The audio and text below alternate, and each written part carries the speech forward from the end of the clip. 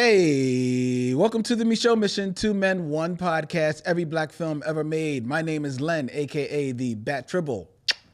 And as always, I am joined by my partner. Hey, this is Vincent Williams. Tonight, ladies and gentlemen, we are continuing down the month of April, which means it is officially adorned as OCTAVIA April, where the Micheaux Mission takes time to celebrate Afrofuturism and the great Octavia Butler by looking at great films of black science fiction.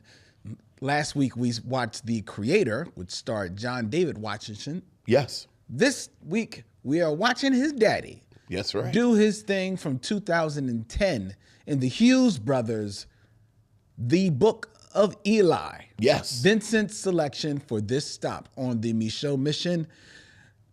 Shout out to each and every one of you out there watching as we are streaming live from Yunk Junk, Philadelphia's premier video podcast palace right here in Manayunk, to all points north, south, east, and west. That means Facebook, that means Twitter, and that also means YouTube. Shout out to each and every one of you out there in the chat as we are streaming live. Hello, missionaries. Good evening, one and all. Good evening, one and all. Vincent, how are you doing today? I am fine. As people can tell, it's warm here in Philadelphia. It is. Yeah, so it's nice. I'm not going to claim spring yet, but it was a nice day. It was a very lovely day. And yourself? I'm doing pretty good. I had a very restful day after a very exciting weekend. Hunkered down with a lot of my friends, family, and including my grandson and son-in-law to watch WrestleMania. I'll say it was WrestleMania weekend. Yes, WrestleMania here in Philadelphia, ladies and gentlemen, which meant that I did the smart thing and went out of town to watch WrestleMania. It's real talk. To Cherry Hill, where we rented like an Airbnb. Yeah, we all I remember. It was a good time. Good. Really great time. I had a good time seeing my grandson. The first time I'd seen him in a couple of months since I went out to Pittsburgh. And my first time seeing my son-in-law, because he was always deployed every time that I saw him. All right. Thank you for your service. So it was a good time able to spend some time with him. Okay. And really just him and my grandson and like my best friend and a bunch of my best friends and a couple of my family and nephews and little niece who loves wrestling just as much as everybody else. Nice. It was really, really a great time. And I don't know how many of our missionaries are Micheaux Mission fans, but I had a return back to my childhood in that the champion, Roman Reigns, he lost. Yes. In WrestleMania, lost the championship to Cody Rhodes. Cody Rhodes, that's a familiar name. Yes, the son of Dusty Rhodes. Oh yeah, hard times.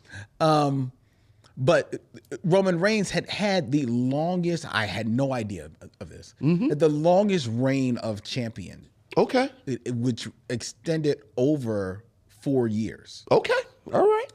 My nephew, William, who is 8 years old, is a huge wrestling fan. So since he could really understand what he was watching, Roman Reigns was his champion. It was his Hulk Hogan. That was his exact. That's his Hulk Hogan. Absolutely. So when Roman Reigns lost, everybody's like, "Oh my God!" It was a great match and everything like that. We noticed that William had gone off into the corner and he was bawling his eyes out. Absolutely. And his father, my nephew Jamal went over there and he's like, "What's going on?" I said, "I bet he's crying because it's Roman Reigns. That was his champion." Sure. And sure enough, he was, man. And it took me back to my childhood because that's probably when I was into wrestling in my childhood. And it wasn't so much about the champion, but my favorite wrestler was Ivan Putski, who was the Polish Hammer. He was just this little Polish guy who just beat people up.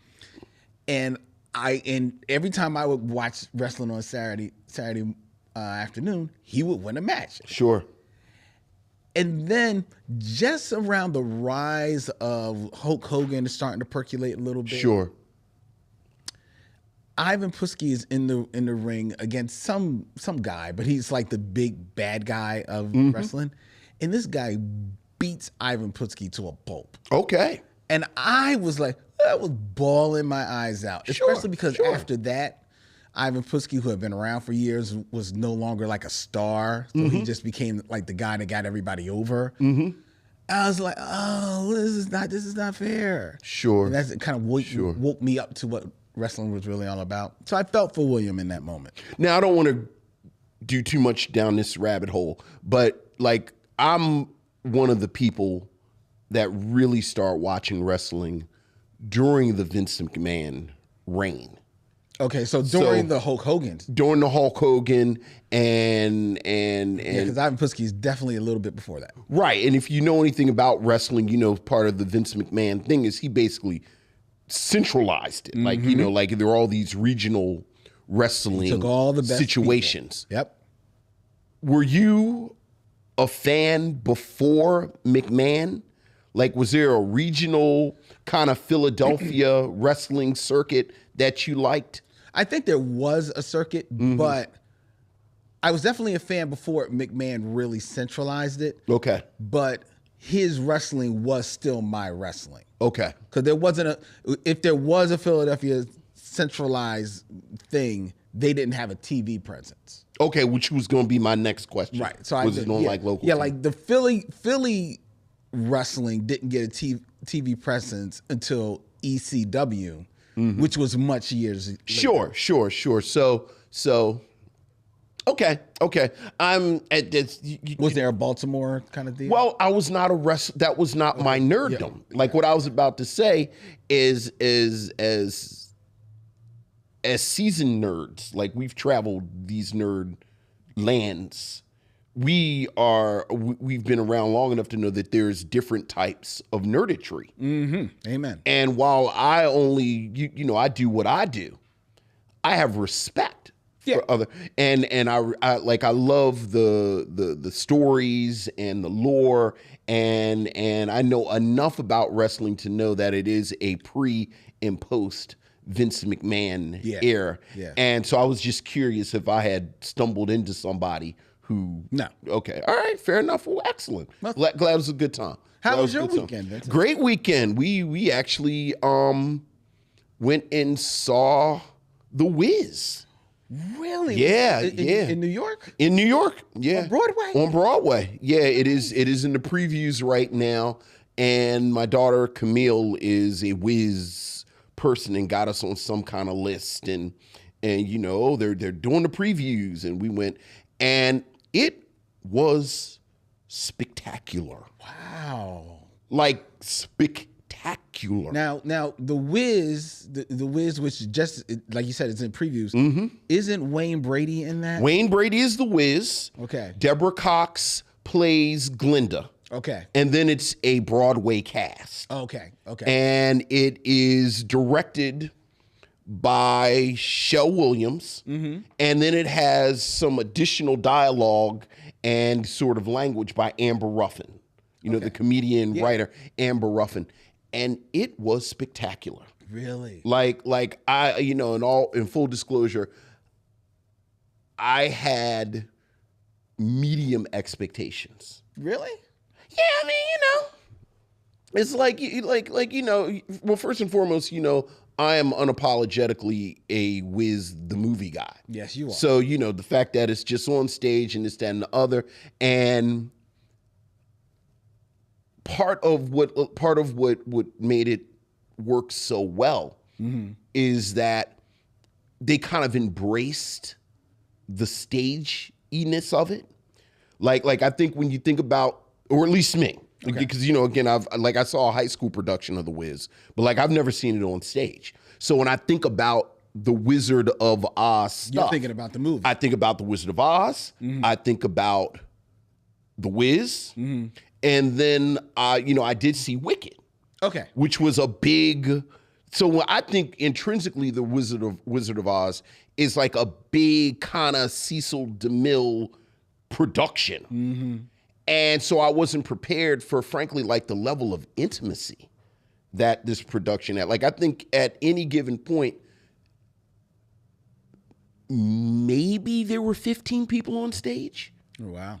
Just, the City of Oz and the Scarecrows. But it really kind of dug down into the talent that you could see. Something that, and there was an interview with the cast on CBS Sunday Morning this past weekend that I watched, and they were talking, Amber Ruffin and Shel Lewis were talking about sort of how they approach the material and this, that, and the other.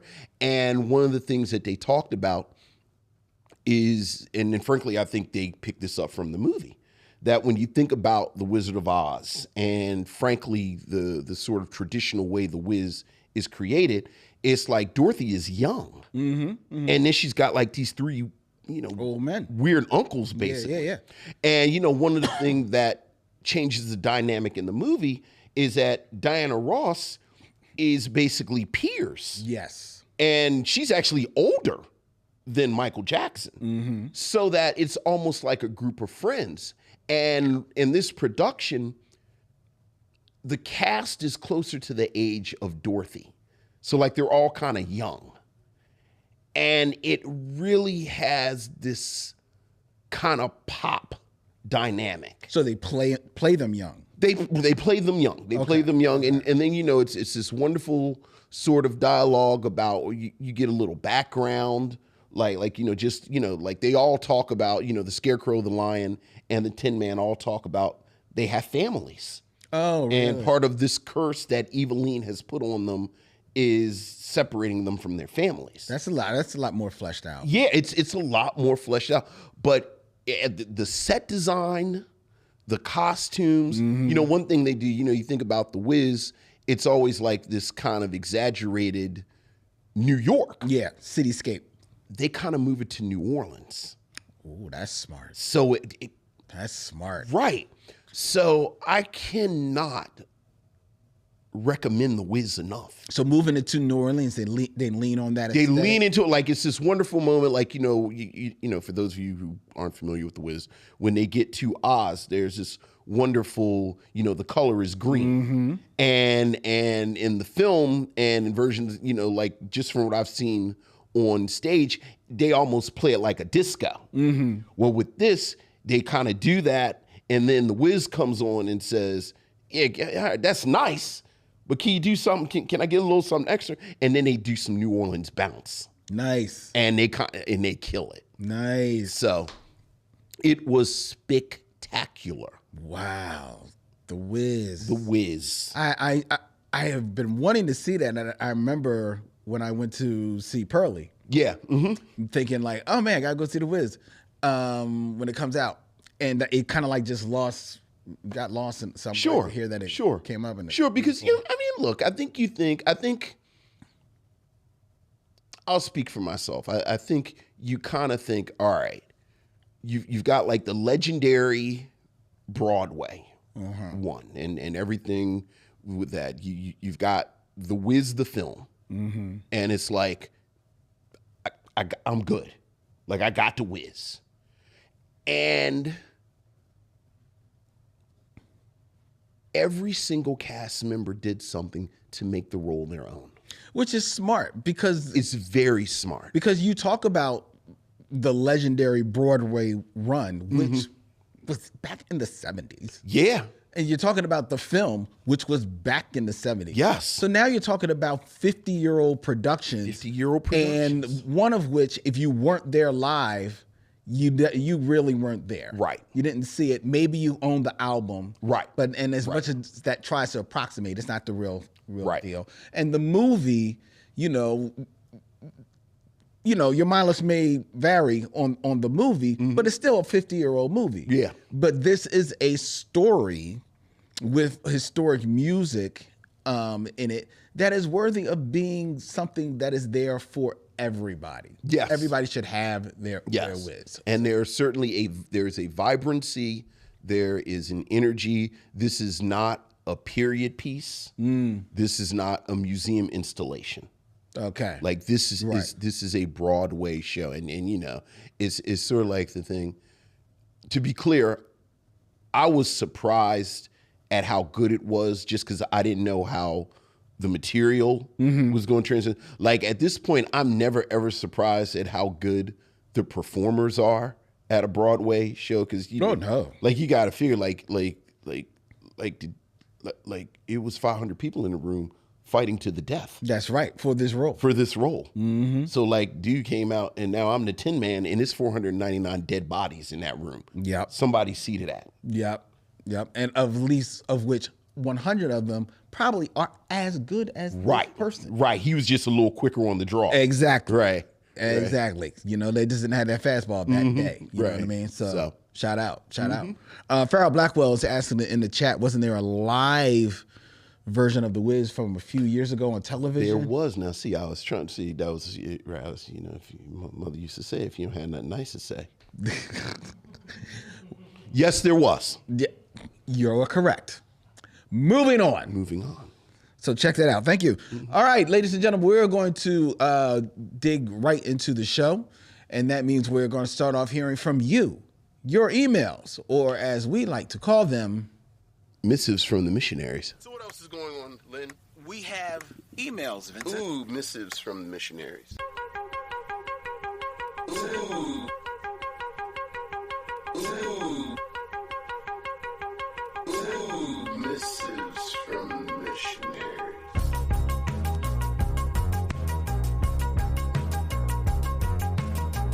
Missives from the missionaries. Vincent, we have an email from Bruce Woods. Hey, what's up, Bruce? Saying, thanks for the recommendation. I do know that ultimately both of you decided that you did not recommend The Creator.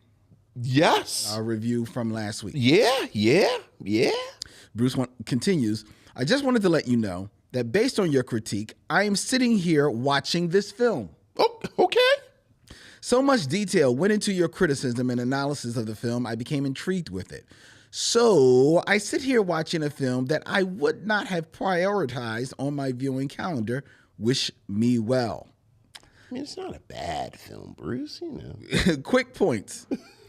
Is Intergalactic a brilliant presentation of modern day culture and romance on your list?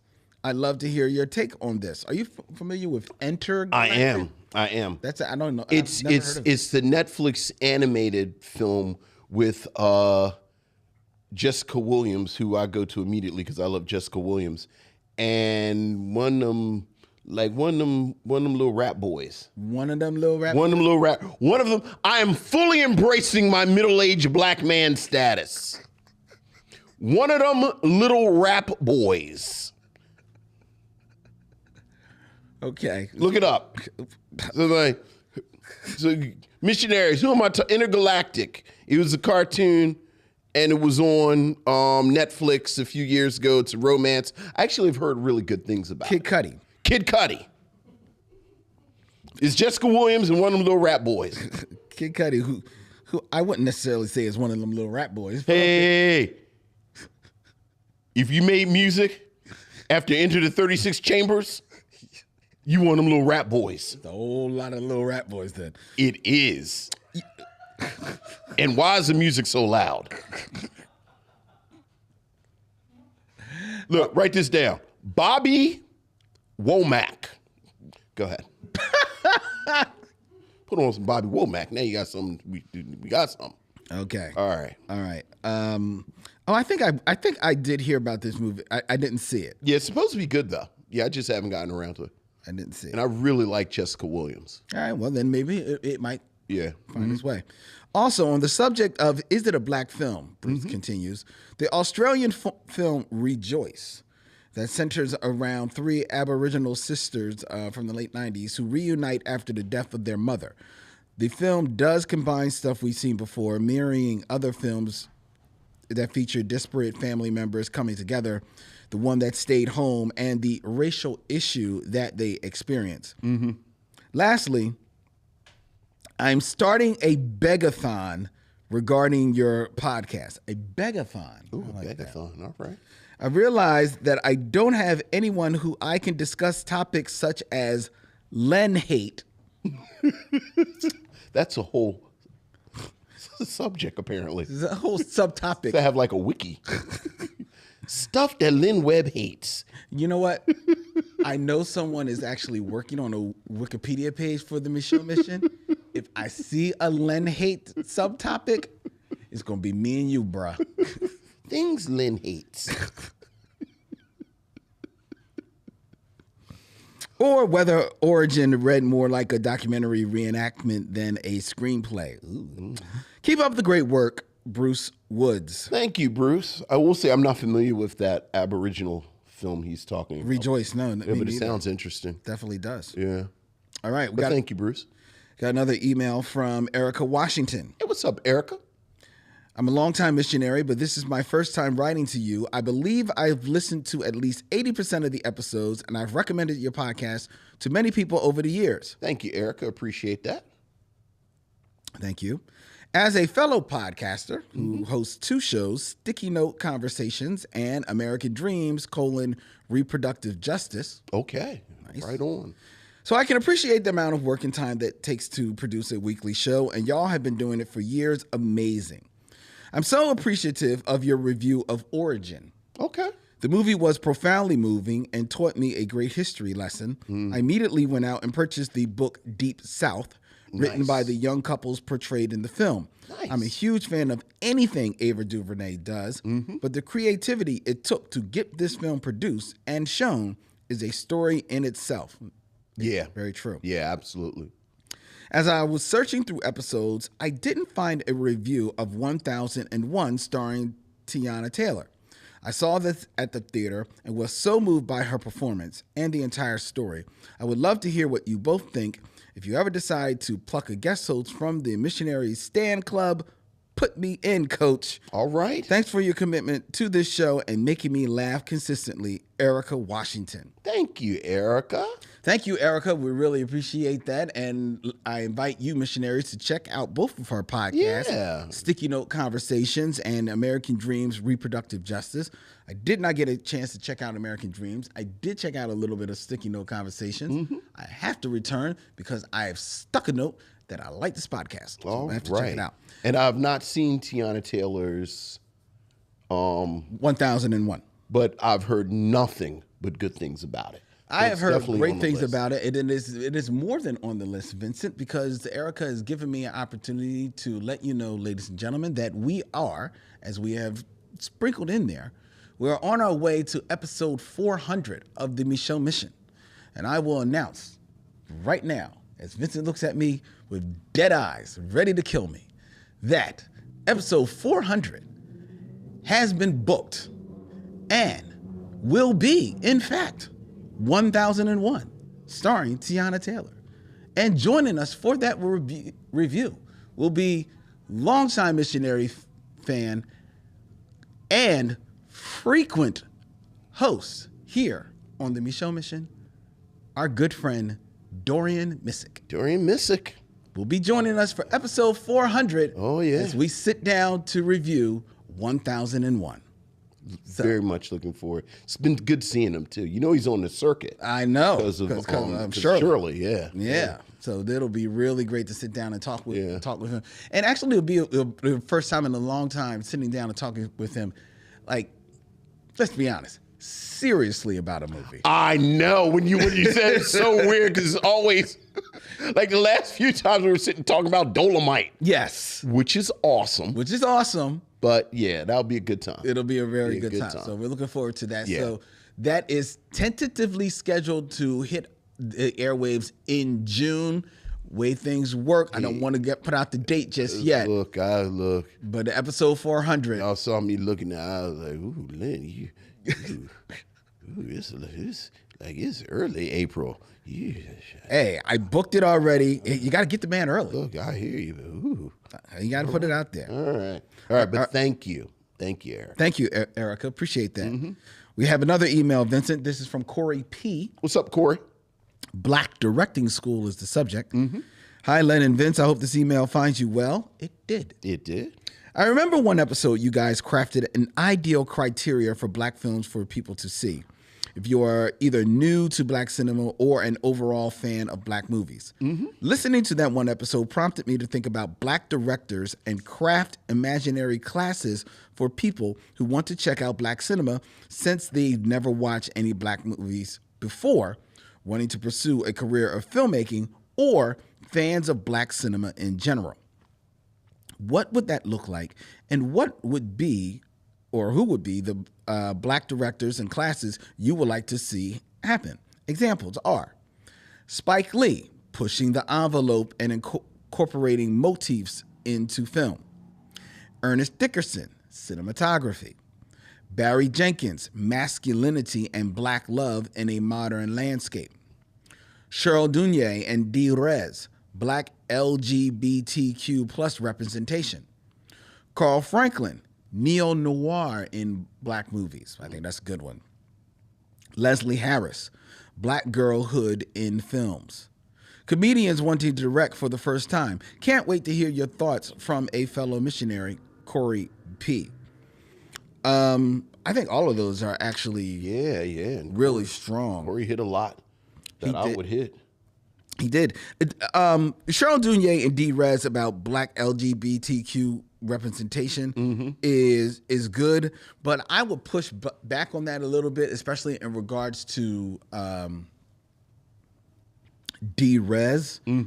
And I think Dee Rez could actually be pulled for any one of these, from pushing the envelope and then incorporating motifs, or talking about black love in a modern landscape. Even masculinity, thinking about, some of the portrayals in Mudbone. Yeah. But I think you're the academic. I mean, someone name checked. We name checked Ava DuVernay earlier. I think at this point you can absolutely have an Ava DuVernay class in sort of art and activism. Yeah. Art and activism. Ryan Coogler and the way he kind of straddles sort of blackness and it's sort of almost a populism. Like I think he between Creed and the Black Panther films, like the way he's kind of thread the needle between this is something that has this distinctive blackness to it, but it also has this quote unquote crossover appeal. Okay. Without losing its essential blackness. I think Jordan Peele. I was just about to say Jordan Peele at this point. I mean, Jordan Peele could actually, you could pull him on storytelling, writing, but I think him and maybe even Ava DuVernay, to your point, that move from being a filmmaker to a producer, because thinking about how many people they've brought up underneath them. Right. Have you seen Monkey Man? I haven't seen it yet. Me either. Yeah, I was thinking about maybe going to see it this weekend. Yeah, absolutely. So many of these. Monkey Man being a Jordan Peele production under Dev Patel. Dev Patel's movie. So yeah. Yeah, that's a good one. That is a good one. Thank you, Corey. Thank you, Corey, for that email. We have, I believe we have one more. Yes, we do. And this is from Michael Lockett. Hey, what's up, Michael? The fabric of our lives ain't cotton. Okay.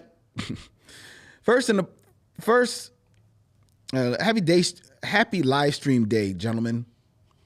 First, and apologize that I did not contribute to the conversation last week, but it was spring break and my family and I were out walking the soles of our feet off at the happiest place on earth. That's fine. Hey, that's fantastic. To you, bro. That's fantastic. That said, I am all caught up on my tome travels, Just Another Girl on the IRT, Origin, Fences, and The Creator. Okay. In my opinion, Just Another Girl on the IRT, Origin, and Fences all give us a slice of the American diaspora that, whether we like it or not, is us. In both Just Another and Fences, we get characters whom I think the directors went out of their way to make us not love, but definitely identify with in a very age-specific way. A teenager and an older man weathered by life can both be jackholes. I think Origin did a great job taking nonfiction and breathing some fanciful storytelling into it. The creator had all the makings of something great, but it dropped the ball when it came to everything but world building. Imagine how much better Allison Janney's role could have been had she had an equally powerful and nuanced foil. Yeah. Amen. Yeah, absolutely. I agree. One thing that Vincent mentioned while you were giving your flowers to Louis Gossett Jr. was that he was part of the fabric of TV and cinematic culture. This got me pondering who you guys might put in the fabric conversation for the 70s, 80s, 90s, 2000s, the 2010s, and the 2020s. There's so many names along the likes of Bernie Casey, Clarence Williams III, John Witherspoon, and Dougie Doug popped into my head. I had a hard time separating the wheat from the chaff, or to be more blunt, the A-B list actors from the B-C list actors who aren't ever going to lead, but certainly are steadily working because, well, they're part of the fabric. All the best, Michael Lockett. Well, I'll say mine that goes all the way back to the late 80s, up to this exact second. I think at this point, Jennifer Lewis is like just pure black seasoning in fabric. I'll switch up the metaphor in the soul food of black art. Like Jennifer Lewis, again, you always used to turn on stuff and see Jennifer Lewis. Yeah. Up until this moment. Yeah, Jennifer Lewis is definitely a good one right there. I was thinking about your guy who you name check on almost every 6 degrees of Derville Martin. Dick Anthony Williams. Yeah, Dick Anthony Williams, who is like a chameleon. You know? Like he'll play a senator, he'll play a pimp. Yeah. Yeah. And there's another person who probably until, I guess it's not recent anymore, it probably is now the last 20 years, but has made his way from fabric to becoming the stitch that holds the fabric together, and that's Samuel L. Jackson. Samuel Jackson. Because Samuel L. Jackson went from being just the guy that was in every movie to being the guy that is just in the lead in every movie. You know, Samuel Jackson is fascinating to me in that conversation because in my mind he's like a perfect character actor, but he's just such a good actor. He can't help but kind of be in the lead now at this point. Well, there's some actors that are like that. Yeah. There's some actors like Brad Pitt he says he considers himself a character actor. Right. Because he is a good actor. Right. You know, he's a leading. Another person who I would mention, Loretta Devine. Loretta Devine. I'm so happy she's getting her flowers now. But Shirley Ralph was a staple of black art all the way back to the 70s. Yeah, she was. Now here's my thing, not argument, but my question about Shirley Ralph, who I adore. Of course you do. Definitely a staple. But did she, because she spent more than a fair amount of time on stage. Right. So did she spend so much time on stage that she is not so much the fabric of film and television in that way? I think arguably she spent as much time, if not more, on television now. Really? I mean, she was on Moesha. No, she okay. was on. Okay, that's what, 90s. Right. There are 2 or 3 shows in the 80s. Like you kind of look at those, or at least I do. Like sometimes you go on YouTube and you look like short-lived shows that had like 2 or 3 seasons. Like she was on, I think, It's a Living. Oh, that's right. She was on It's a Living. Like on the syndicated version. Like quietly. Boy, that's a deep cut. but that's what I mean. Like quietly, you look at stuff and you go, damn, is that Shirley Ralph? Yeah, I forgot about that. Yeah. Because when I saw it, I was like, ooh, hey. But it's like 5 shows like that. Where, just like you said, whoa, who's the brown shorty? Yeah, oh boy. And like in the credits, it says brown shorty. It does. Shirley Ralph. It does. It does. Yeah. Oh, you just got me going back to It's a Living. Look, man. Look. It's a Living. She played a waitress. Look. In like this it was like a penthouse Yeah. restaurant. It was the weirdest show.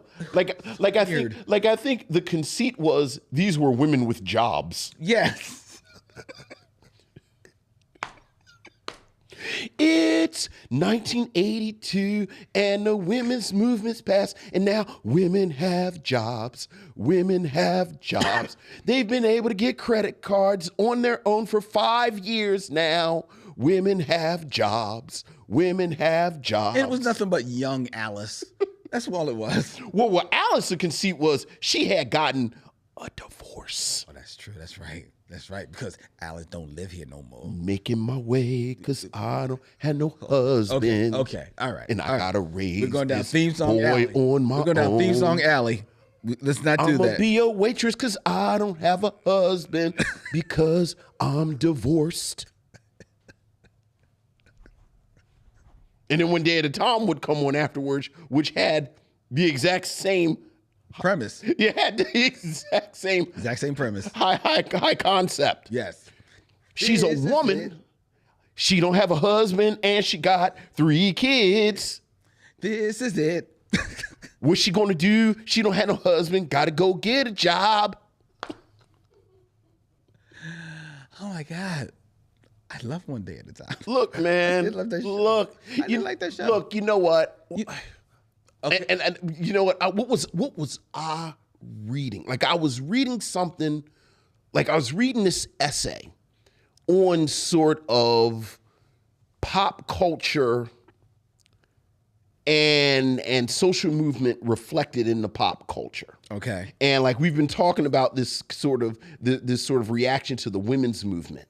Mm-hmm. Oh, because I was reading something about whiteness and how ethnic whites had sort of become gentrified into like sort of standardized whiteness. And you think about something like Okay.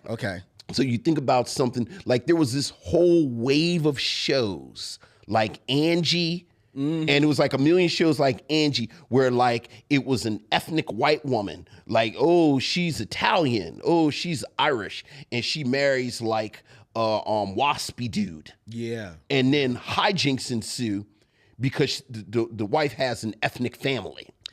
And it's like, oh, I'm really Irish. Oh, I'm really Italian. It's like, oh, I say. Yeah. But you know what they folded into that analysis? Bewitched. Oh, really? Where they said her, not Samantha?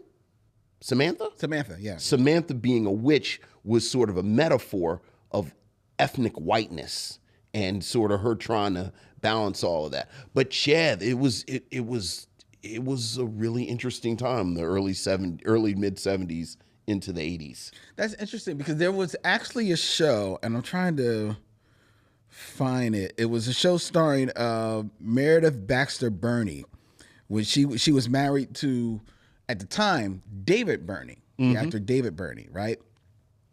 And they did a show years ago called Bridget Loves Bernie. Okay.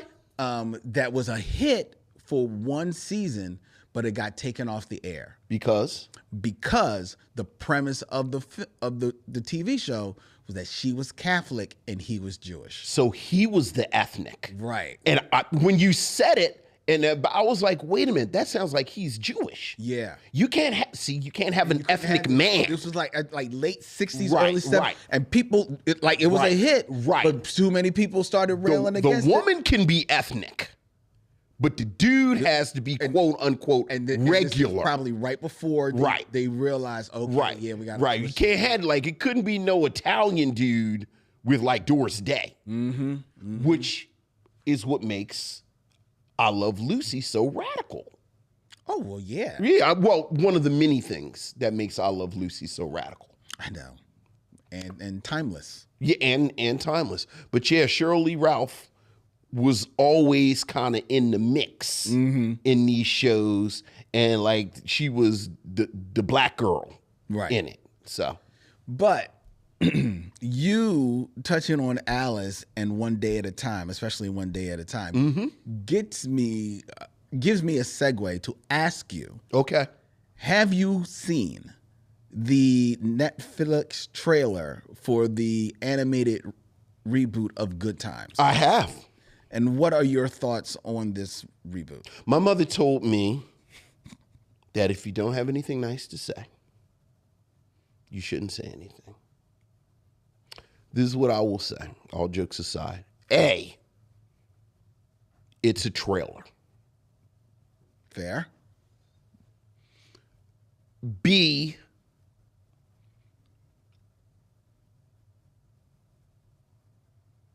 there are people involved in it who I like work that they have done previously. Mm-hmm. You're talking about before, but like the voices as well as behind the scenes. Just the voices. Because let's be clear, I know some people were talking about Carl Jones, who famously is one of the co-creators of the Black Dynamite cartoon, was involved in it. But Carl Jones cleared that up very quickly and said, I was not involved. Like, I was initially involved, but then we had creative differences and I left. But like Yvette, Nicole Carson, I think, but the sister from Community. I know who you're talking about. Yeah, but I like her a lot. Mm-hmm. I think like Marseille Martin is in the mix. Yes. JB Smoove is in the mix. Mm-hmm. Like, these are creatives that Jay Farrow. Well, I'm not. Well, the creatives I've named. I'm not going to put. Well, look. We're going to talk about. We're going to talk about. There are some people that I feel like they don't just take checks. Okay. So, I do not have high hopes for it. I don't understand why this is, Yvette Nicole Brown.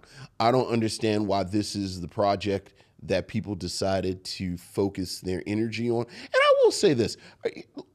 This did kind of depress me as a Good Times fan. Mm-hmm. Remember in the last episode of Good Times, JJ sold Dinah Woman. Right. Which was his syndicated cartoon, which you assume is going to propel him into the middle class. Mm-hmm. Keith has rehabbed. Thelma's husband. So now Keith and Thelma, because Keith is playing for the Chicago Bears, and they've got an apartment down on Lakeshore. So now they're gone and doing their thing. Michael is in college. Mm-hmm. So you assume he's going to go and do his thing. If I heard correctly from the trailer, the father of the family refers to James as his grandfather. Yeah. Which means that he is the son of one of them. Of one of the kids. Mm-hmm. Which means that something didn't go right. That they ended up back in the projects. Mm-hmm. And that kind of makes me sad. That does. So it means that Keith's knee didn't hold up. That means Keith's knee didn't. I mean, that's what it means. I mean, quite honestly, I've always. I mean, let's be clear. I hated Keith from the moment. I think we all hated. We all hated Keith. Who is this? This who they gonna marry Thelma off to? It made absolutely no sense. Man, his punk ass broke his. How you break your, like, dog? Are you a college football player? Yeah, because how did he break his leg tripping over JJ at the wedding? That's what it was, right? Yes. Like, what kind of Mr. Glass? Mm-hmm. Mr. Glass. Right. That's exactly what Keith was, Mr. Glass. Then I don't know if he was about to graduate or he had graduated, but then like he couldn't get no job. No. Because then he said, they taught me how to do I do football. Didn't he was a drunk? Mm-hmm. Mm-hmm. Well, here's the see. I hated Keith. You're touching. You have actually triggered me a little bit. I apologize. Yeah. You're actually touching on, like, because the feedback on the trailer has been immense online, and a lot of people are talking about how they're trampling over like sacred ground. Sure. Ladies and gentlemen, let me be the first one to say it, and nobody else has told you. Good Times was an okay series. Vincent likes Good Times. Yeah. But there's nobody who will tell you that Good Times was really all that after the first 3 seasons. After John Amos leaves the show, the returns on Good Time are few and far between. You know what Good Times is? Let's just kill a couple of cows. Good Times is Star Trek, the original series. Yup. Where people remember like 10 episodes. 10 episodes. And we all talk about them 10 episodes. From the first 2 seasons. But understand, it was a lot of episodes of Good Times. There was a lot of episodes where it was just the kids. Yeah. It was just the kids in the house because Florida left for a minute Florida too. left, yeah. Because she said, I ain't got no time for she this quit. time. Yeah. You know what I mean? Yeah. So what I will say about the trailer is that, you know, like you, there are a lot of voices on there. The ones you mentioned, Wanda Sykes is on. Wanda Sykes, who right now is the creator of what I really think is the spiritual successor to Good Times, which is the Upshaws. The Upshaws on Netflix. Which is fantastic. Which is the other show on Netflix. Yeah.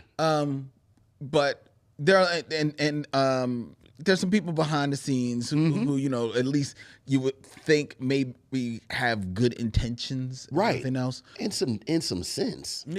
Yeah. What bothers me about this is that I don't really myself think that greatly highly of Good Times. First 3 seasons, I go to, boom. I can take or leave Good Times. But I do recognize its place in history. Exactly. As far as Black history. Exactly. So because of that, I have a problem with them taking that name, taking that piece of IP, and attaching it to something that seemingly continues the downward spiral of the show from where it probably left when it in its last season, where it still tried to be good, but it was just, you know, is whatever. And now they have just gone. It has just gone someplace totally left. Mind you, that's totally based on the trailer. We have not like you seen said, we have anything not but seen the trailer. that episode, Right? And because there are argument to be made that if you took a trailer of, you know, a lot of shows, Sure, or a lot of movies and things, they might have you thinking one way, and then the actual product taking you another way. So, but that being said, I would have just as soon as them just coming up with another title and letting this be its in and of itself its own thing. If you know what. Yeah, basically what you just said. Like if you took the 2 words "Good Times" away from it, I think people would feel a little better about it. Yeah, because then you would feel like you have the license to maybe laugh at some jokes that maybe are kind of like a little funny. Look, man, You know? Carl Jones left apparently, but I would love that kind of Black Dynamite energy. Oh, I would love it. To be I on loved something. Black Dynamite. Of course you did, because the Black Dynamite cartoon is one of the greatest things to ever happen in the past, like 30 years to Black people. Yes. It's like we had a Black president, Black Dynamite. In that order. That's it. That's it. Black president, Black Dynamite. That's it. That's and Jay Cargill. I don't know what that is. Look it up. Why don't you just tell me? If you watch WrestleMania, you know who Jay Cargill is. Oh, okay. Yeah. All right. All right. But yeah, you know. You gonna watch an episode? I'm going to watch it. You're gonna watch the whole thing. I will try to watch the whole thing because I want to give it its just due. I'm gonna commit to 2 episodes. I was going to say I'm going to commit to 2. I'm gonna commit to 2 episodes because thinking that the first one is the pilot, sure, and then the second one is after. Yeah. What did you learn from the pilot? What have we learned? Exactly. What have we learned? So I'm going to commit to 2. I'm going to commit to 2. I'm also going to commit to 2. That was the plan. All right. All right. And before George Kimona asks, And we lucky we got him. good times.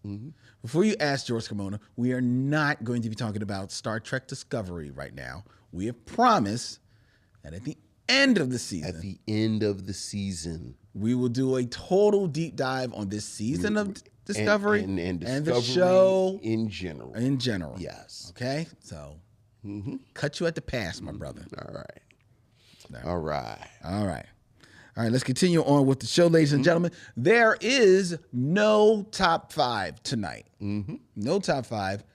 But there is always the Game of Kings. Game of Kings. Which means it is time for 6 Degrees of Derville Martin.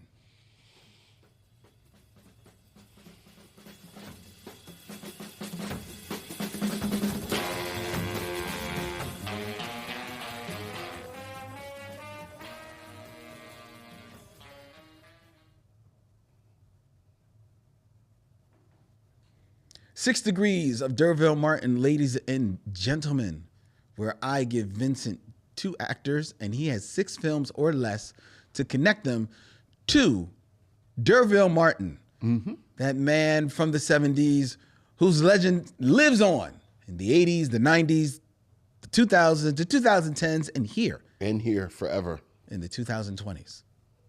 Right here. Vincent. Yes, sir. Keeping in theme. We are going to be reviewing the Book of Eli tonight. From the director, the Hughes brothers, starring Denzel Washington. I've plucked 2 stars from the Book of Eli. Okay. You will have to connect them to Derville Martin. I will. And you cannot use the Book of Eli. I cannot use the Book of Eli. No, you cannot. Book of Eli, off the table. So in 6 films or less. Yes. Connect Derville Martin to Mila Kunis. Mila Kunis.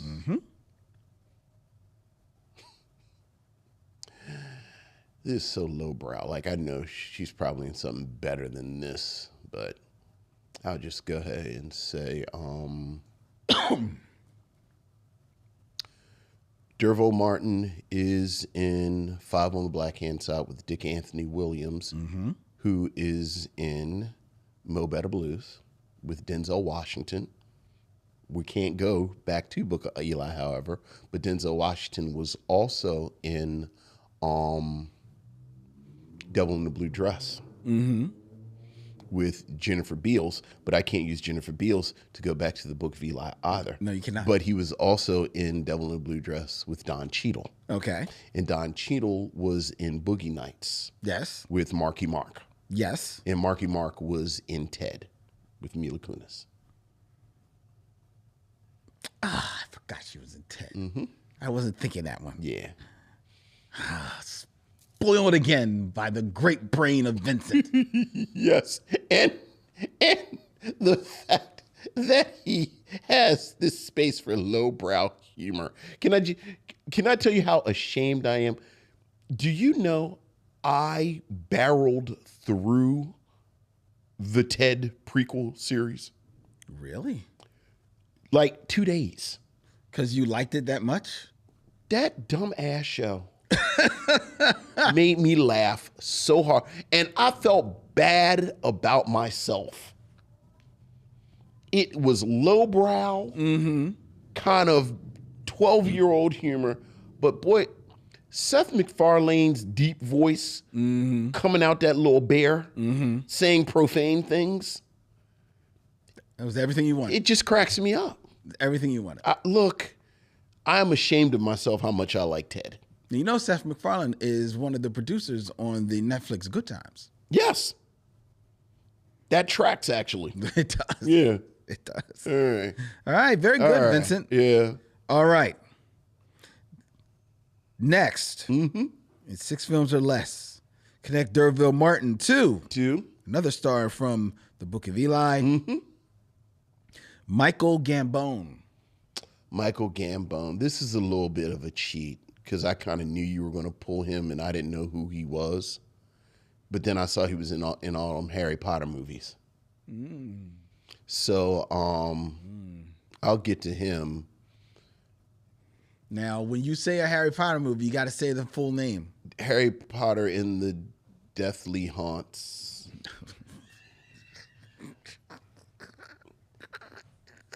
Harry Potter in the "you call yourself a woman, but I'm not gonna call you a woman, and y'all gonna take my transphobic stuff and love me anyway." Go. All right, but he's in one of them later because he's in the right one with Alan Rickman, of course, and Alan Rickman is in the greatest Christmas film ever made, Die Hard, with Bruce Willis, who is in Die Hard with a Vengeance, with Samuel L. Jackson, who is in Mo Better Blues with, of course, Dick Anthony Williams, who gave Derville Martin a high five in 5 on the Black Hand Side. That's very good, Vincent. However, I do want you to name. Yeah, I'm not kidding. You got to be able to name one.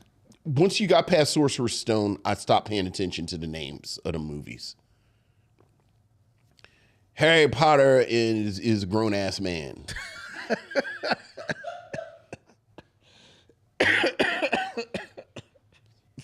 Harry Potter and everybody understanding that Ron should have died, but we all like Ron. Harry Potter and are we really just are we watching these anymore, or are we just kind of making them? And okay, right. I should have took him to Harry Potter and the transphobe has made $1 billion, and y'all gonna keep buying Harry Potter stuff. If I take, I'm curious. You gonna take this bigotry? I'm curious. Like, I love the fact that J.K. Rowling has just completely punked nerdity and geek world, and I'm just a bigot, and y'all gonna take this bigotry and keep doing Harry Potter stuff, and I'm not gonna bite my tongue. And what you gonna do about it? Not do Harry Potter? And there's a whole generation of people that are like, I can't do Harry Potter, and then I'm like real quiet because I was like too old to really get hooked into Harry Potter like that, and I'm like, Dad, I'm glad the stuff I'm really into, all of them are dead. Like, Jack Kirby can't say anything terrible because he's dead. Although from what we know about Jack Kirby, he was a good dude. He was a good dude. So yeah. I'm curious. If I had taken the Harry Potter films off the list, would you have been able to? Probably not. Really? Okay. Right. Because what would, I mean, like, you see him and you know him, but like, what would I have known him from and said, oh, it's Michael Gambon? I'm trying to think of looking at his film. Did you see The King's Speech? No. Okay. No, I had no interest in that at all. Okay. Did you see Gosford Park? No, not a Gosford Park fan. Didn't make your way to that. The prequel to Ted, you found it barreled through. Gosford Park, Academy Award nominated Gosford Park. Got no time for that. Okay, interesting. Complicated man. Gosford Park is 100% one of those prestige films that everybody talks about in the year that it's out, and then nobody ever watches it again. Oh, that's not true. When is the last time someone watched Gosford Park, and why did they watch it? I watched. No, not you weirdo old white lady sitting in the house eating soup. I mean, a regular person. Like a regular person. I like soup. Because it's too hot. Is it too hot and spicy? You just want like some tea, and you drop the tea bag in just for. I do like tea. But like not. Don't keep that tea bag in too long. No, I don't keep my tea. I know you don't, because you like it's sort of weak. And some dry toast. No. Maybe some applesauce. No. I get a 4th Street cookie. Uh-huh. That's how I spend my nights. What else would I know him in? This is a film I think you saw. Okay. Sky Captain in the World of Tomorrow. Who was he in that? Of course, who was anyone in that? Well, isn't that the movie with I remember Angelina Jolie because she had an eye patch. He plays Morris Paley. Okay, sure. I don't know. All right. I couldn't get through. I did see Sky Cap. I can understand not getting through it though, because it was weird looking. He was also in Sleepy Hollow. Who Who's in Sleepy Hollow? He is Baltus von Tassel. Yeah, like he's one of the, like he's a great character actor that he's just sort of over there playing his position. Okay. So yeah, it really was. Yeah, I'm not even gonna lie to you. I was leaning on Harry Potter. He was in The Life Aquatic with Steve Zissou. Who did he play? That's my your favorite Wes Anderson film. I don't believe so. He was Osiri Draculius. Now that's a good one. Now that's a good one. Yeah. Is that a character role? Yeah. But I love, like, that's one of my favorite films, quietly. And yet you did not recognize him.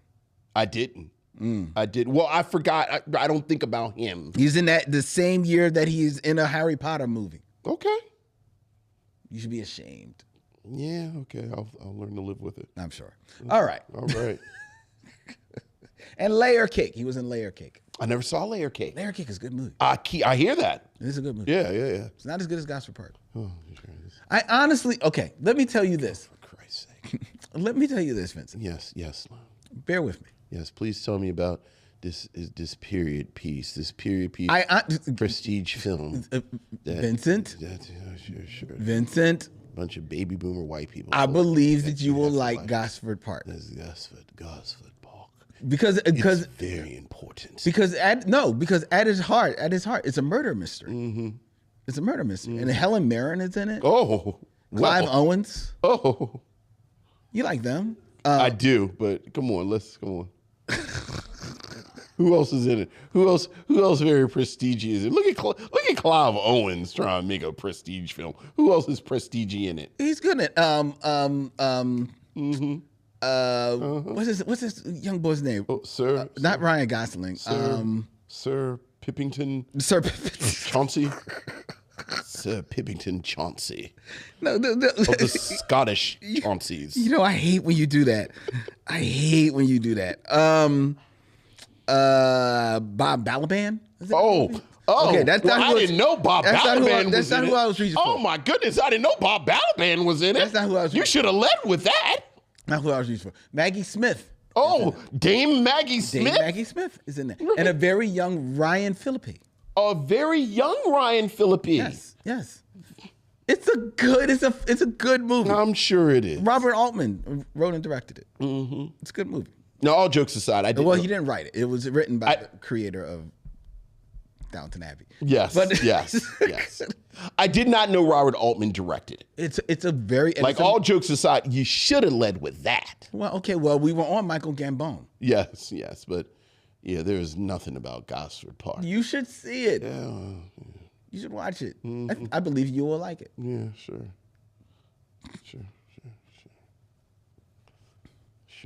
Anyway. Mm-hmm. Why do we do a show together? Because you love me.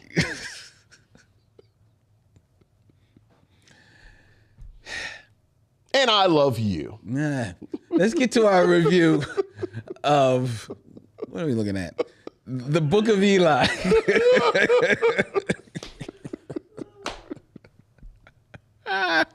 Oh my goodness. You. Anyway. Such a you. Where are we? What are we looking at? The Book of Eli. You made me lose my spot. I had it up. Mm-hmm. The Book of, there we go. All right. We're cooking with gas now. Mm-hmm. The Book of Eli, ladies and gentlemen, 2010 American post-apocalyptic neo-western. Directed by the Hughes brothers, written by Gary Whitta, and starring Denzel Washington, Gary Oldman, Mila Kunis, Ray Stevenson, Jennifer Beals, and in the cameo role, Michael Gambon. The story revolves around Eli, a nomad in a post-apocalyptic world who seeks to deliver his copy of a mysterious book to the West. Filming began in 2009 and took place in New Mexico. In this film, that is Vincent's selection for this stop in OCTAVIA April on the Micheaux Mission. Vincent, what say you of The Book of Eli? The Book of Eli is a film whose name comes up when we have conversations about representation in science fiction. And certainly when we think about post-apocalyptic films as a subgenre of science fiction, since 1985's Road Warrior, it is not a subgenre where, frankly, you see a lot of Black people. And when you think about the Book of Eli and you think about sort of what led to this film happening, it seems like a really interesting story of the development of this film. Starting with the Hughes brothers, who have had this fascinating career. They're sort of introduced to all of us when they create Menace to Society, which Albert and Alan, right? Albert and Alan. And Menace to Society, talking about subgenres, sort of the hood films of the 90s, is what many would argue, and I'm certainly one of the many, this is the best, quote unquote, hood movie. Like, this is the do the right thing of those hood movies. Like, Boys in the Hood kind of started it, but Menace to Society perfected it. Okay. And certainly after the success, both commercial and critical, of Menace to Society, the Hughes brothers were well within their rights to say, this is what we're going to explore. This kind of modern LA, South LA, sort of Black people, this, and we'll just make films in this setting, be almost a Black Southern California Woody Allen almost.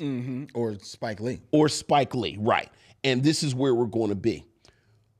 But then they bounce and make a period piece that we've talked about, Dead Presidents, which is one part coming of age, one part Vietnam film, one part heist film.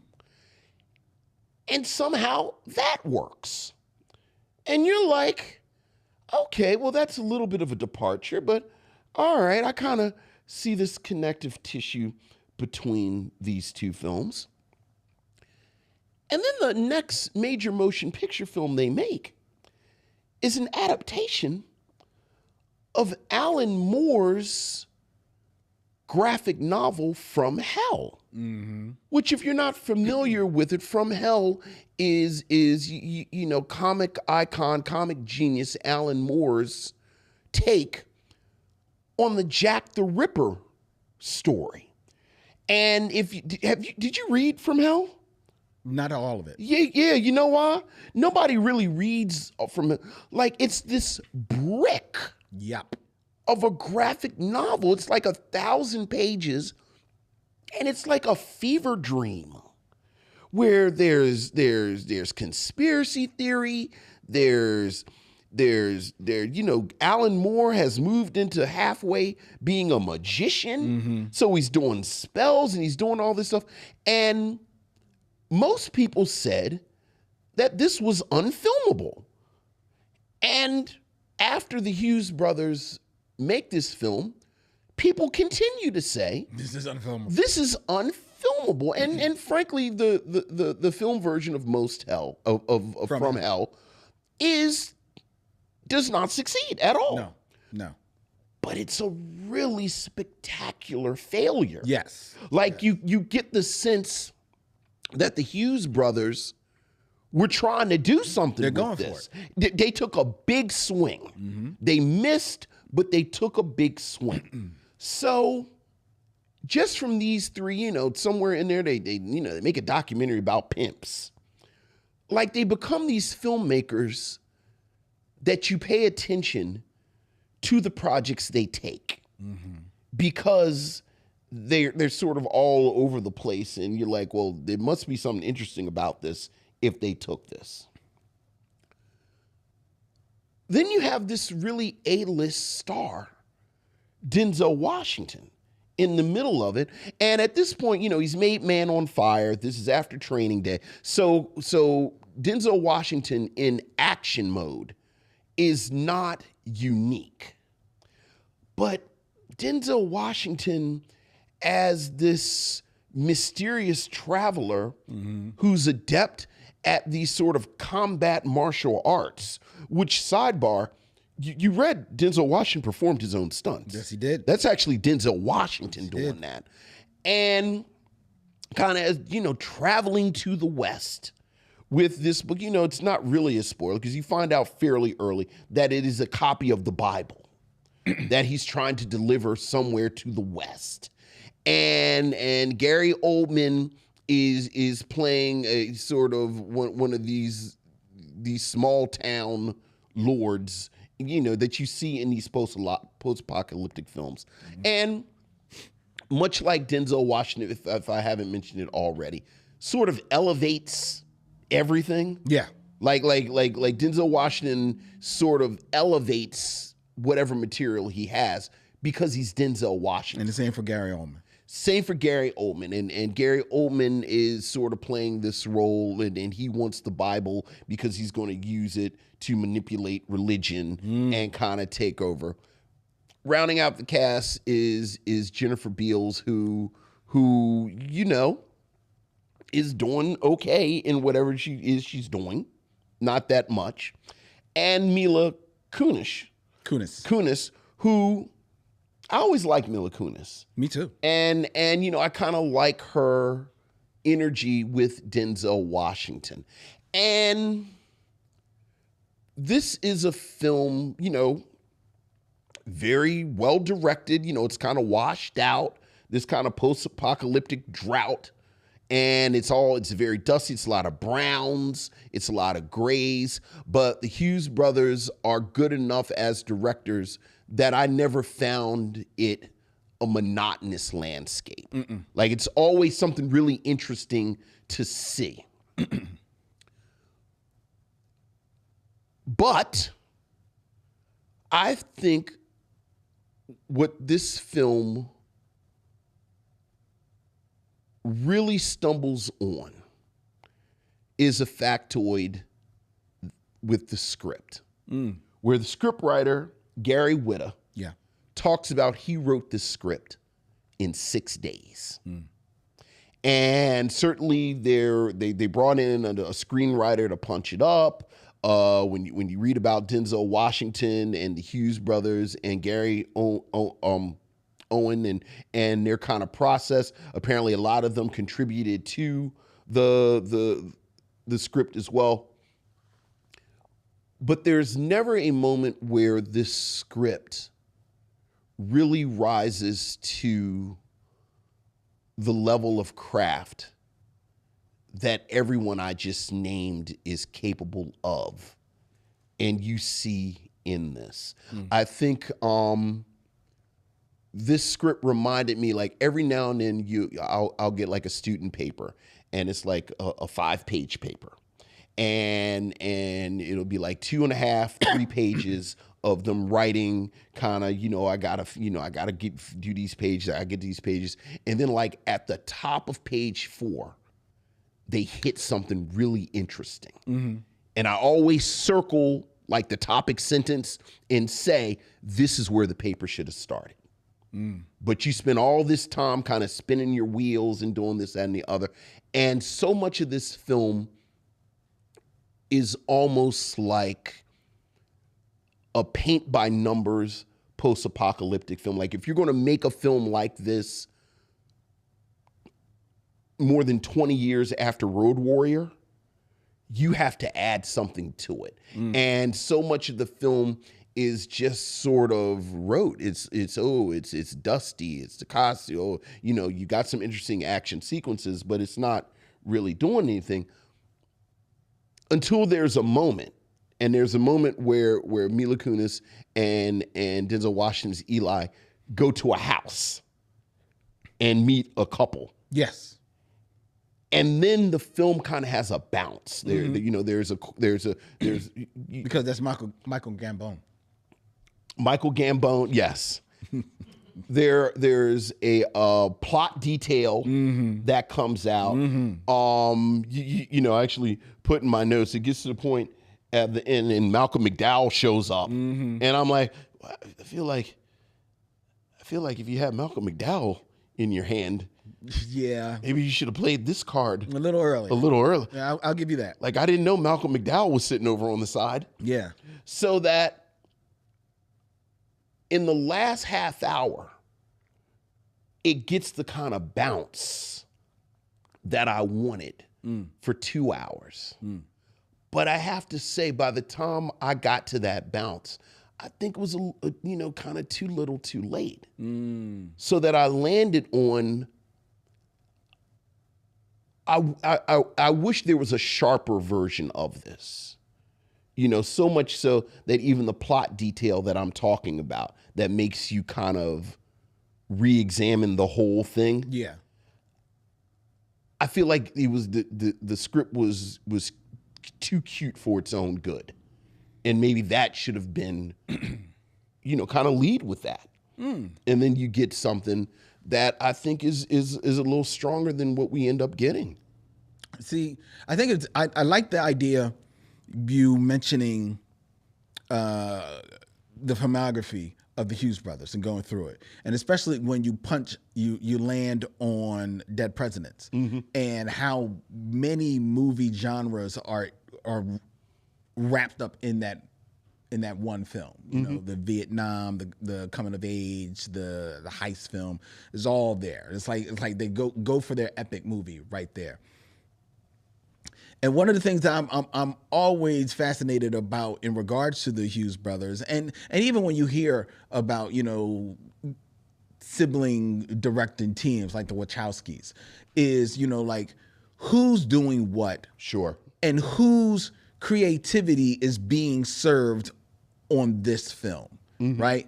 And you get the idea with the Wachowskis that there is a synergy creatively between the two of them so that every film feels like it's theirs, right? But with the Hughes brothers, because there is so many what seem to be like opposing forces in their films, you feel like they're kind of like playing like, okay, we're going to give you a little bit of you here, and now this is going to be a little bit of me, and then wherever it meets in the middle is where it does. Because even with Menace to Society, as much as that is a hood film, there's a fair amount of romance in that movie as well, and there's a bit of the coming of age in that film as well as in most hood films. Sure. To be fair. So there's always like this juxtaposition of things, but through a lot of their films, there's always like this dark element which rides through all of their films, which is why when you heard that they were going to do From Hell, it seems like it might be a match made in heaven if they can pull something out of the source material to put onto the screen. Fever dream. But one could argue that what they put on the screen is a fever dream. Yeah, It's a fever dream. That's true. I don't know how well it blends together, but it has its fans. It's a movie that does have its fans. So in the Book of Eli, what I saw was, yes, them definitely going for the post-apocalyptic version. They're doing some of their riffs on Mad Max and the Road Warrior, things of that nature. But I also saw them leaning into another genre, which is it's touched on a little bit in the Wikipedia post about it, in the Western. Yes. Oh yeah. And I love that Ray Stevenson, who, sadly we lost not too long ago, brilliant character actor, and I had forgotten in this movie, and an actor who has a way of bringing a lot to what is really just a very small role, and he could have definitely been paid by numbers, but he brings just a little bit of nuance to it. And one of the little touches that he brings to this is he's always whistling this tune. And the tune that he whistles is from Sergio Leone's Once Upon a Time in America. Now, Once Upon a Time in America is not one of Sergio Leone's westerns, but Sergio Leone is most famous for his spaghetti westerns that star Clint Eastwood. It's kind of like The Man with No Name, the man in the poncho. And Denzel Washington as Eli, who was only named 3 times in this film, is kind of playing a similar role. Sure. You know, this lone traveler who comes into town and totally is like this disruptive force in the town, right? So I see those two those two genres, and he's trying to marry them, and they definitely are genres that taste great together. A Western and a post-apocalyptic world, if you said it right. And you mentioned that it's brilliant in the decision to have this be like this washed out dystopia.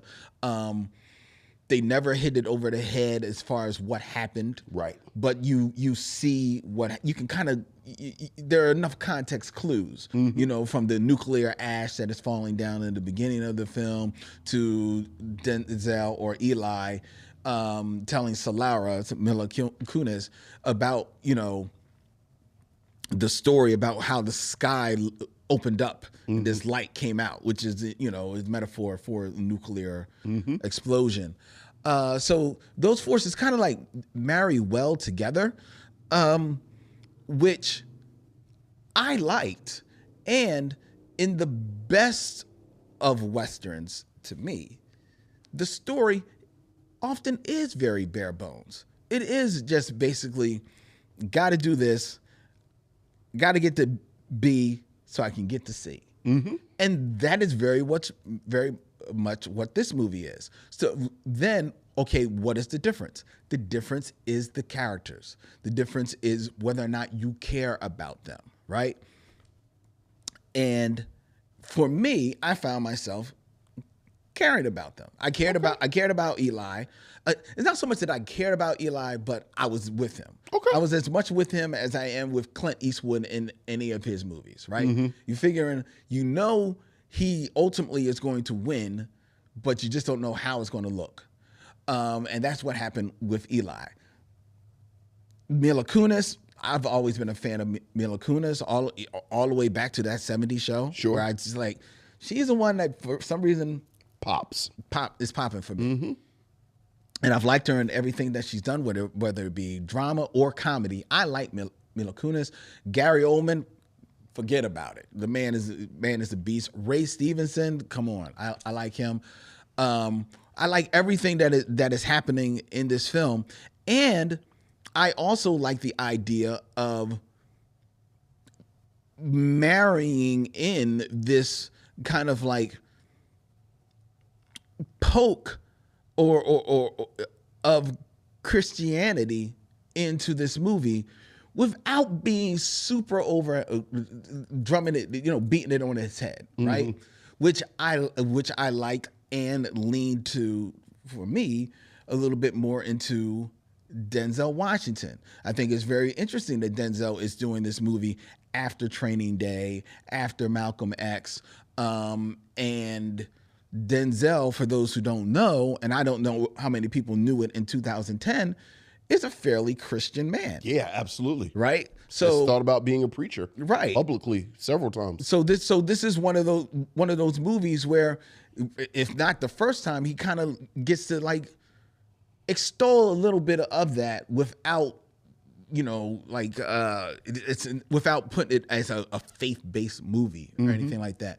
So I enjoyed that aspect of it, and it doesn't even it doesn't land on Christianity, because the book, which is the Bible, at the end of the movie, when you see it's printed up, it's placed next to a Hebrew Bible, and a Quran, So it's really all about restoring. It's all at its essence, it is about faith, right? And Denzel Washington, Eli, he started off on this mission of faith, and where in any other Western, you know, you're waiting for them to be the big set piece at the end that him getting his revenge.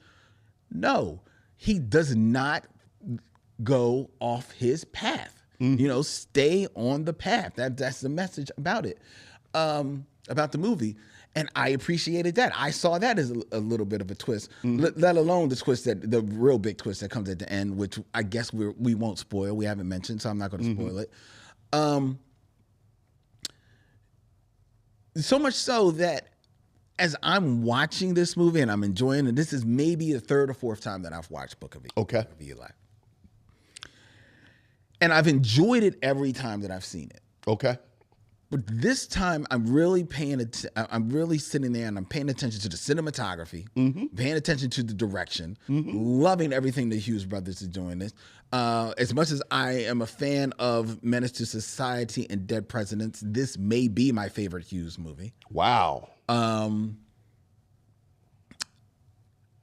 Loving Gary Oldman. I'm just a sucker for Gary Oldman. And I like this movie. Okay. I end up liking this movie, and my hot take from this movie is that this may be my favorite Denzel Washington performance. I'm not saying it's his best movie. No, it's your favorite. It's my favorite. It's your favorite. It's my favorite performance, and I'll tell you why. Because in Malcolm X, as good as he is in Malcolm X, he almost becomes Malcolm X. Yes. Right? And as much as I like Malcolm X, there's a part of me that believes that Malcolm X is, as great as it is, a little long, a little bit too long. And thus, his performance starts to like a little, I could do, like, all right, let's wrap this up. Let's keep it moving. Fences, which we both enjoyed immensely. I like Fences. I do enjoy him in Fences. But there's something about this movie, especially in the beginning of this movie, where he almost is saying nothing. Absolutely. And he's on his own. And he is at this midpoint in his career where he's definitely still the action star that he was becoming. Because I don't think he ever really leaned into action. Probably not until now when he's much older. Yeah.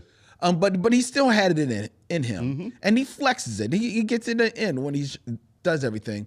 But he also is a seasoned actor. He doesn't feel like he has to be like this cut chiseled guy. He lost weight for this film, but he's still a little soft. And because there's his dialogue is very sparse in this film, there's not a lot of the Denzel isms in it. His smile is barely present in the movie, but it's there. So his charisma is still on display, but his intensity is there. And the way that he connects with Solara, Mila Kunis's character, the way that he connects with Jennifer Beal in one scene together, I just really felt his presence in this movie. And maybe this is me reading a little bit too much into, his Christianity, playing a part in how he wants to really carry this role. But I felt that there was a lot more of the actual Denzel in this that you hear so many actors speak of, where he's become like their mentor, this guy who's kind of like this sage advice. I felt there was so much more of Denzel in this role than in maybe any of his other roles that I really enjoyed it. And also I'm a sucker for a Western. So I think this is my favorite Denzel Washington performance. And because of that and all of the other factors, I just thoroughly enjoyed this movie. I enjoyed every aspect of it. Yeah, God knows I wish I could be there with you. But I really do. I just thought this script was so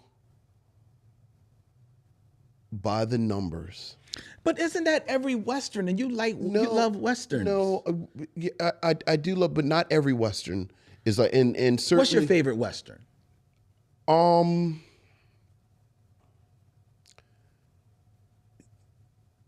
Clint Eastwood. What, The Good, the Bad, and the Ugly? No, old Clint Eastwood. He's old. Morgan Freeman. Not Beloved. Unforgiven. Yeah, Unforgiven. Okay. Unforgiven. And to your point where you mentioned that this sort of references the Man with No Name films and how they in a lot of ways were vibes. Mm-hmm. And certainly, I agree with you that it pulls from those, and then it pulls, of course, from the post-apocalyptic films. But whether we're talking about the Man with No Name films from the 60s, early 70s, or again, like Mad Max, of course, comes out before 85, but we really go to Road Warrior in 85.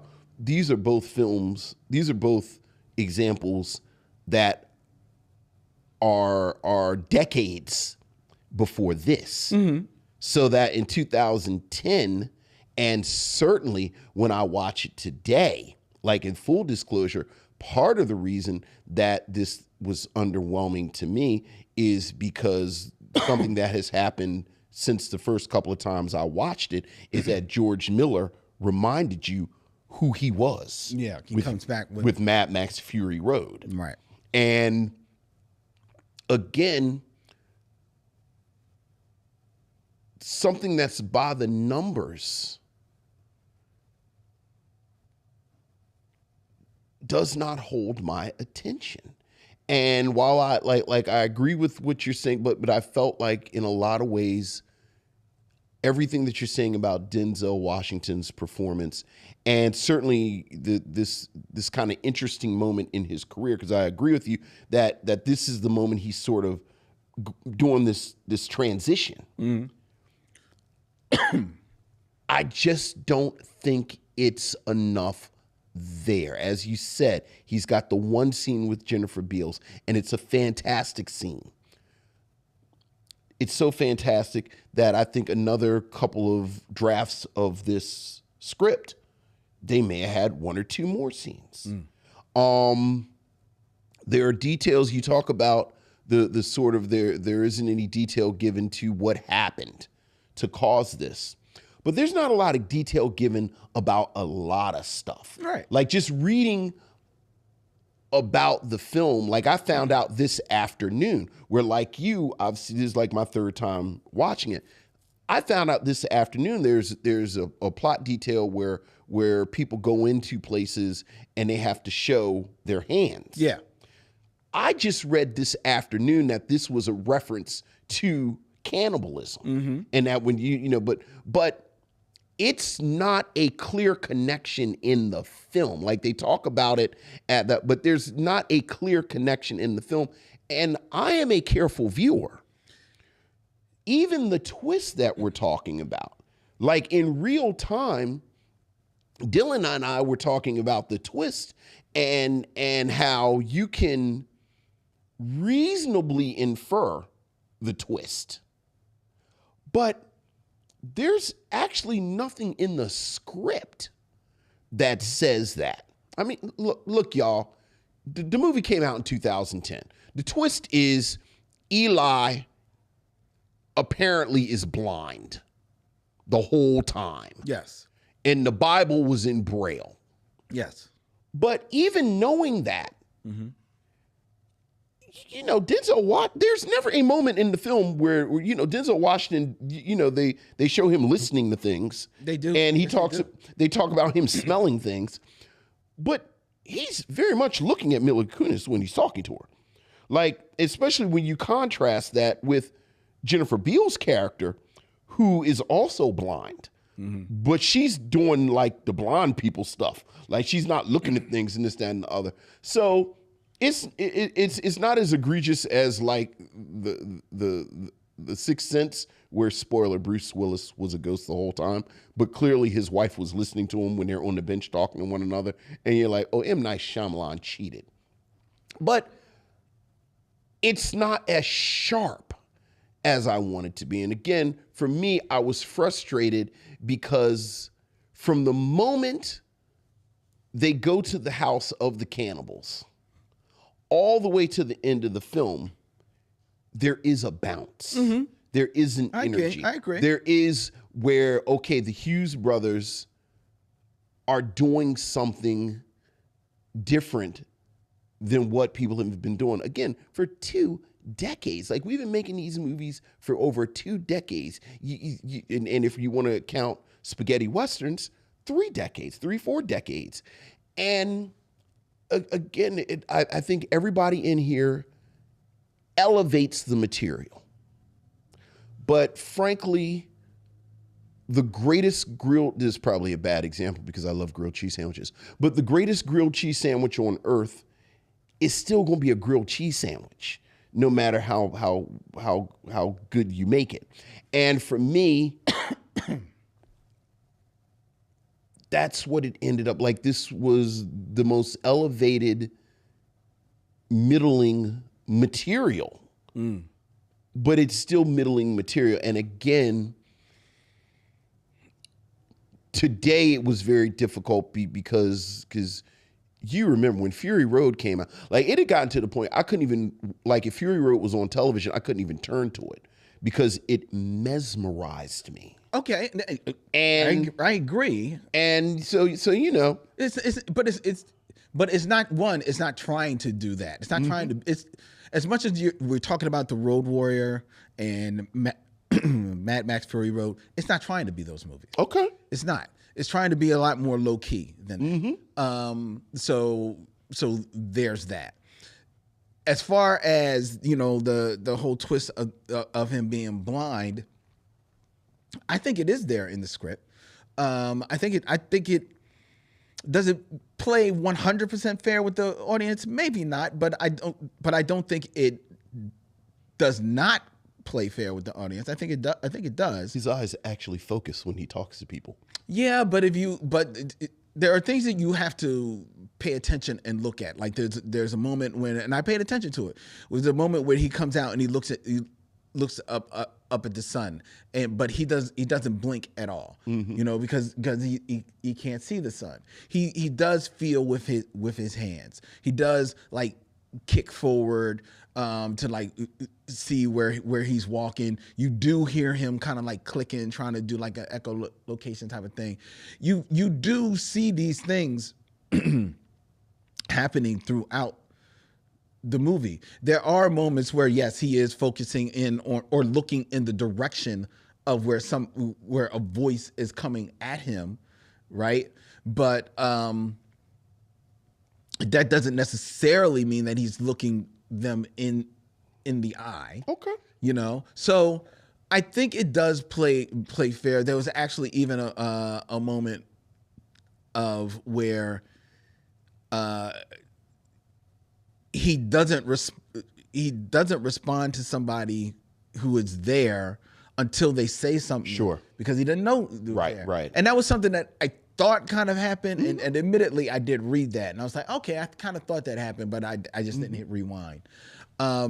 So I think it does play fair, but it doesn't hit you over the head. And hey, a lot of movies aren't going to hit you over the head with these things, and I appreciate that. I appreciate a movie that you play catch up, and if you're there along the way, it will either add to the experience for you, or maybe it'll detract depending on how you receive it. Okay.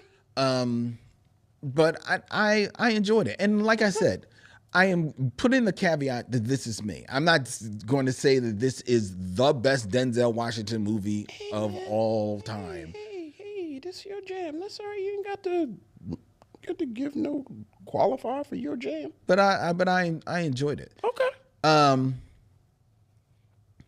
That being said, all this being said, Vincent, would you recommend that people see the Book of Eli?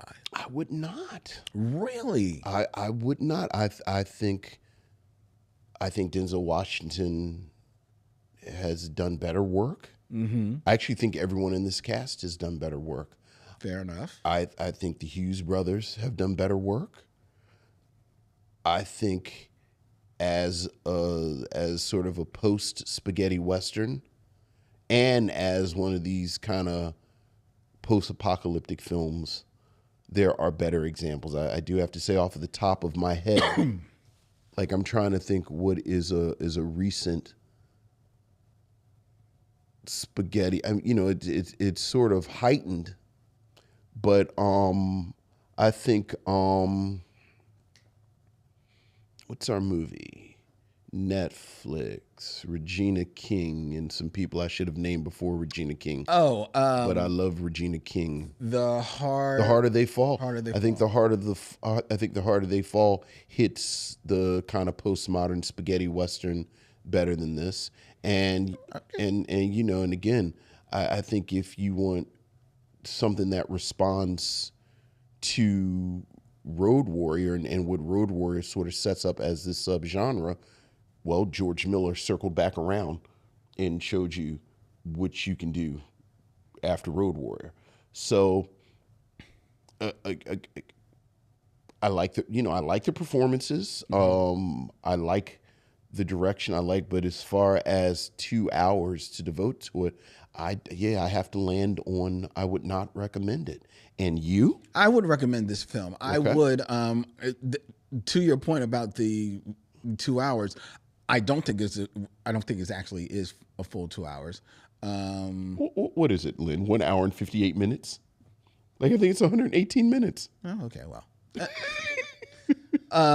it didn't feel like it. It didn't feel like to me. It felt fine time wise. Like I didn't feel like there was a lot of fat on this movie. I love this. So you know, sometimes like when Wendy will watch Judge Judy, and it'll be 2 black people cases, and I was like, "Ooh, it's a double black," and like those are my favorite cases, like the 2 black people. Like, and it doesn't happen that often. No, it doesn't. So like, you know, I love the episodes where you like the movie and I don't. Like, there's like, I think there've been less than 10 examples of this. I don't know about that, but anyway, no, I think there's been less than 10. That may be true. But yeah. I like this movie. I love that. Yeah. I would recommend the movie. I think you should take Lynn's advice. I think that it is an opportunity to see Denzel at a different speed. Okay. You can never have too much Gary Oldman. Mila Kunis does good work in this. Ray Stevenson, remember you well. Yeah. Miss you badly. And hey, this is the last film that the Hughes brothers directed together. Yeah. They have not directed a film together in 14 years, ladies and gentlemen. And I think they went out on, to me, a high note. Now, you know John Boyega is developing a prequel series. I've heard that with the writer, Gary Whitta, as executive producer. I like John Boyega. I don't need a prequel series. I don't need a prequel series to... Well, to my critique, I actually would love to see this fleshed out. So I am cautiously optimistic about that. Okay. And God knows I want John Boyega to get a property where he's treated well. Yes. So. Yeah, he hasn't been treated well since, Attack on the Block? Attack the Block. You know, obviously he was fantastic in that episode of Small Axe. And spoiler, I adored him. Oh. And They Called Tyrone. They called Tyrone. Yeah. They cloned Tyrone. They cloned Tyrone. Yeah. And I'm sure he's still eating off of the Star Wars checks. Even if he may not look at the movies anymore. Look. He's still eating off of them checks. Look. So if nothing else, the way they treated him, hopefully them checks still show up every 3 months. Oh, I bet they do. Yeah. I bet they do. Mm-hmm. All right, ladies and gentlemen. That's interesting. We are in the second week of OCTAVIA April, your favorite it is month of the year. Mm-hmm. And so far, I know. we are. I know, with one of my favorite acting families. I know. Because I love the Washingtons. You know, he took this role because of John David. Oh, really? John David brought this to Denzel. Oh, yeah, that's right, because he said it was his son. Right. Brought it to him. And he said John David told him to take training day. So he said, I'm like the interview from around 2010, where obviously John David is a much younger man, where he's saying, my son is getting into films, and so I'm listening to his advice, and he brought this to me, and I liked it a lot. Yeah. So obviously I like the Washington family, but yeah, You did not like the creator. Yeah, not enough to recommend. And you do not recommend the Book of Eli. I don't. Yet, however, of the Len hate subtopic, am 1 and 1 You are here in Octavia. You are. And next week is my pick. I mean, that don't mean nothing. Today was my pick. Well, that's true. But before we tell you what we're going to be watching next week, ladies and gentlemen. He picks stuff all the time you don't like.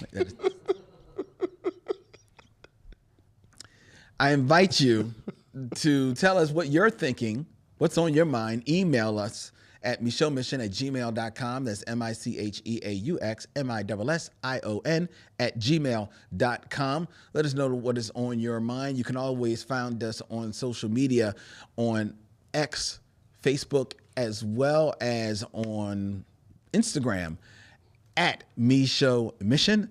You can always please subscribe and hit that bell on YouTube.